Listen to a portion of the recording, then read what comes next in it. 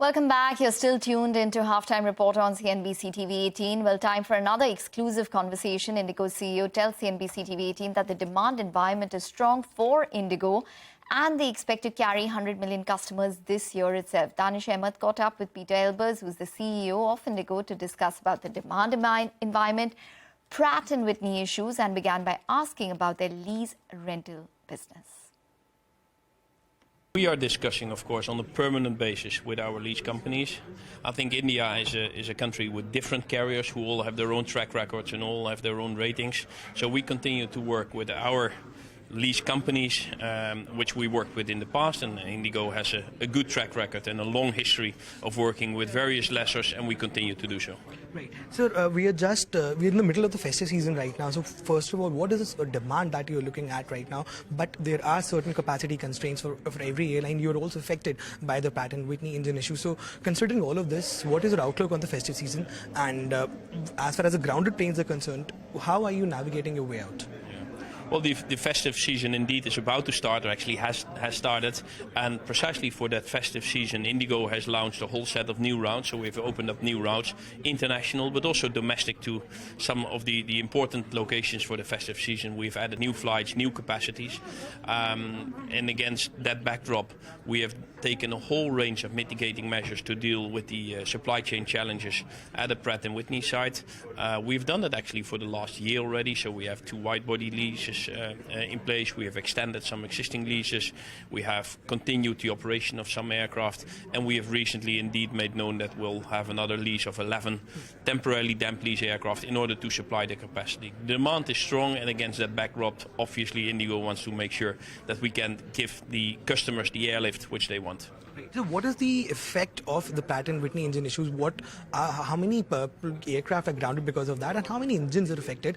And in what sort of talks are you in with Pratt and Whitney to solve this issue as soon as possible?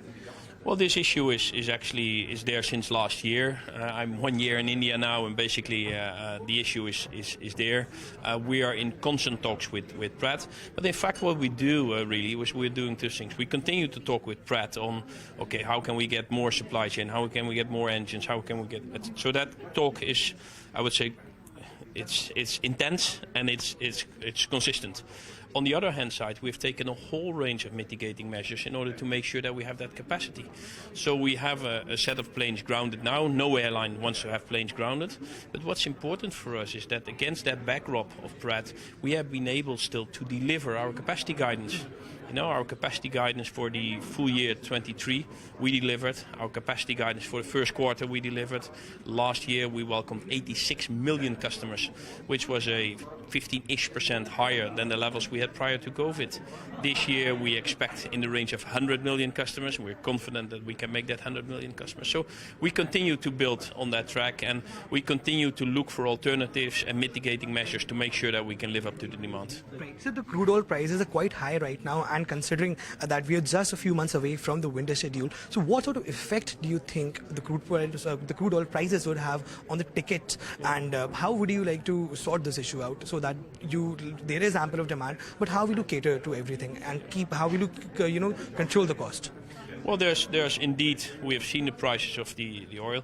There's always a correlation between prices and tickets and prices of oil, and maybe the correlation has some time in between. But at the end of the day, prices of tickets should cover for the price of the oil prices. So the oil prices recently have gone up. We review what is the correct and adequate measures to take, and review what should that mean for our pricing. And of course, then we continue to act forward. As an airline, at the end of the day, if the price of fuel goes up, we need to find one way or the other to get back those incredible increases which we have seen recently. All right, let's slip into a quick break. On the other side of the break, Manisha Gupta will join in. She has with her Deepu Mehta, the MD of Aura Fine Jewelry. Do stay tuned in.